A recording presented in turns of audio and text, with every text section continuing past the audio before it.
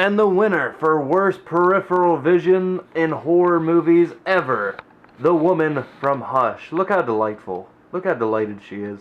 Look at that man with a knife back there. I don't care about that, Netflix. I'm trying to laugh at this woman who has the worst peripheral visions ever. Look at that. No one cares about your fucking Apple laptop. There's a man with a knife behind you. Quit looking so goddamn happy.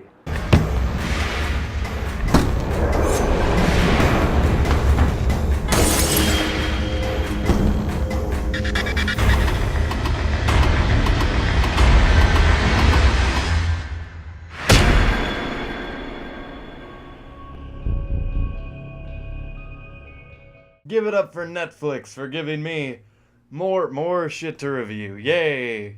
Let's do it. Hello everyone and welcome to Solshow. My name is Sol and today we are reviewing Hush. And if you guys liked Hush, you've seen the movie and you enjoyed it, give the video a thumbs up. However, if you watched it and you're like, that was not a good movie, Sol, give the video a thumbs down. Anyway, so the main character of this movie, the whole concept of the movie is the main character is deaf.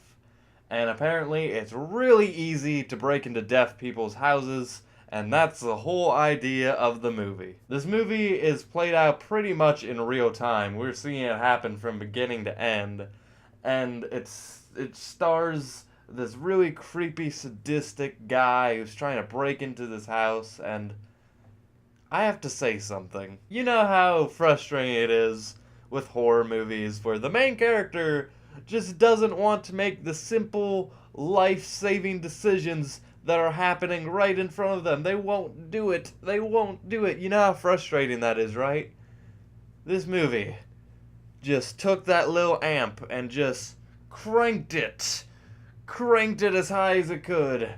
You're gonna scream at this television and at this woman. Oh my god. He's right there. The entire movie, he's right there. He's like, you can reach out and touch him at any moment. It's ridiculous. And this movie, it actually portrays a unique angle in horror movies. I've never seen a concept like this. I thought that was, really cool. And, it's actually directed pretty well. There was this one moment where the character's heartbeat was kind of lined up with this editing. And it really was like the nail on the head for this movie. That part was so good, and everything else, it's polished, and it's although I watched it on Netflix on a whim, it got the full budget horror movie act. And I don't really have any other complaints for this movie. It's really just a simple thriller horror movie, and that's the thing. There's so many competent writers and directors out there, and a lot of the times, movies gotta kind of be like an assembly line. And in that assembly line, there's not a lot of room for innovation, but that doesn't mean the people behind what's being created aren't, competent. That doesn't mean they don't know what they're doing, or they don't necessarily, they still have the drive to make good quality films. And I thought this movie, it was a solid assembly line piece of work. And in the past couple years, there have been some horror movie gems. And that's not what this movie is at the end of the day. At the end of the day, this is just a movie that's gonna pass people's eyes. I don't think it's gonna disappoint anyone.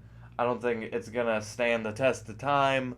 But at the same time, it did its job. It served its purpose. It was a solid movie. I liked it for what it was. And to end this quick review, I give Hush a 6 out of 10. Anyway guys, as always, you can check out my Twitter, my Patreon, my second channel for the nice, cool little videos and fun stuff like that. Anyway guys, take it easy. And with that, I leave you. You could have your mind set. You could have your heart set. You could bet your dying breath, but make sure you get your feet wet. Cause if you blink first, you're fucked. If you get caught up in the current, then it's all out the door. Let your mind run free and watch your thoughts erupt.